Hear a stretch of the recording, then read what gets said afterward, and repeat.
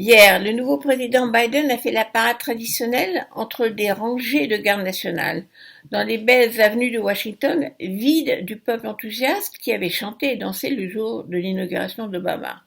Une journée pas joyeuse, une inauguration sans fête populaire, pour un pays qui a vécu un putsch il y a 2 semaines, quand des milices fascistes ont pris d'assaut le Capitole, temple de la démocratie américaine. Une inauguration pas comme les autres. Mais on oublie que celle de Trump n'était pas ordinaire non plus. Il y a 4 ans, ces avenues n'étaient pas envahies par un peuple enthousiaste. Au contraire, des millions d'Américains étaient descendus dans la rue pour protester contre l'arrivée de Trump à la Maison-Blanche. 4 ans ont passé et ont été encore plus dangereux que ne l'imaginaient les manifestants contre Trump. Alors, les Américains, les démocrates, se sont mobilisés pour voter Biden, vieux politicien, pas par envie, mais pour faire sortir Trump à tout prix de la Maison-Blanche. Et puis, miracle, ce qui n'était qu'un référendum anti-Trump a basculé en cours de route pour un vote enthousiaste pour Joe Biden. Et hier, le nouveau président, avec empathie et humanité, a balayé fermement les folies totalitaires, la violence d'un président éructant de haine depuis la Maison-Blanche. Avant de prêter serment, Biden est allé se recueillir devant les 400 000 lumières qu'il a fait allumer devant le Lincoln Memorial à la mémoire des 400 000 morts du Covid aux États-Unis, à la date de ce 20 janvier. Quand Trump n'avait fait qu'évoquer les victimes de ce virus, dont il n'a cessé de se moquer, Biden a fait observer une minute de silence pendant la cérémonie. Il prévoit de faire vacciner 100 millions d'Américains en 100 jours et le port du masque devient obligatoire dans les lieux fédéraux. Dans son discours, le nouveau président recolle les morceaux d'une Amérique déchirée.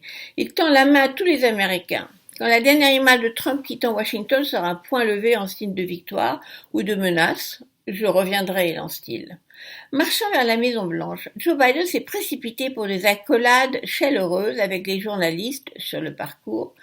Journalistes qui, avec les terroristes de gauche, les immigrés, les communistes, etc., étaient attaqués sans cesse par Trump qui hurlait aux fake news.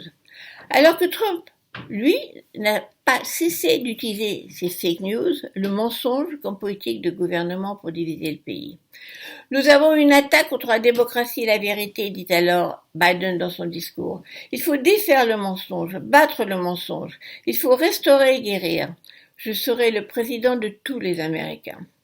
Tout de suite, il arrête la construction du mur le long de la frontière avec le Mexique. Il met un moratoire à la peine de mort dans les prisons fédérales quand Trump a fait exécuter jusqu'à la dernière minute des prisonniers. L'Amérique retourne dans l'Organisation mondiale de la santé, l'OMS, et les accords de Paris sur le climat. C'est le jour de l'Amérique, c'est le jour de la démocratie. La volonté du peuple a été entendue. C'est un jour d'espoir, de renouveau, dit encore le 46e président des États-Unis. Oui, il y a 2 Amériques, divisées en un bloc républicain et en un bloc démocrate, avec quelques millions d'Américains qui balancent entre les 2 camps et font gagner l'un ou l'autre. Mais une Amérique qui se recolle face à des événements qui menacent la démocratie, comme l'invasion du Capitole ou l'attaque terroriste contre les tours de New York. Une Amérique qui essuie des larmes hier, quand Jennifer Lopez a chanté du haut du Capitole « This land is your land, for you and me », la chanson hommage au peuple de Woody Guthrie, déjà chantée à l'inauguration de Barack Obama. Un pays pour tous. Et on voyait Kamala Harris prêter serment, première femme vice-présidente de l'histoire, en plus afro-jamaïcaine et indienne. Elle a ensuite confirmé le jeune sénateur Jon Ossoff de Géorgie, qui a été élu dans cet État du Sud en faisant revivre l'ancienne alliance des Juifs et des Noirs pour les droits civiques. Du haut du Capitole, qui a retrouvé sa solennité.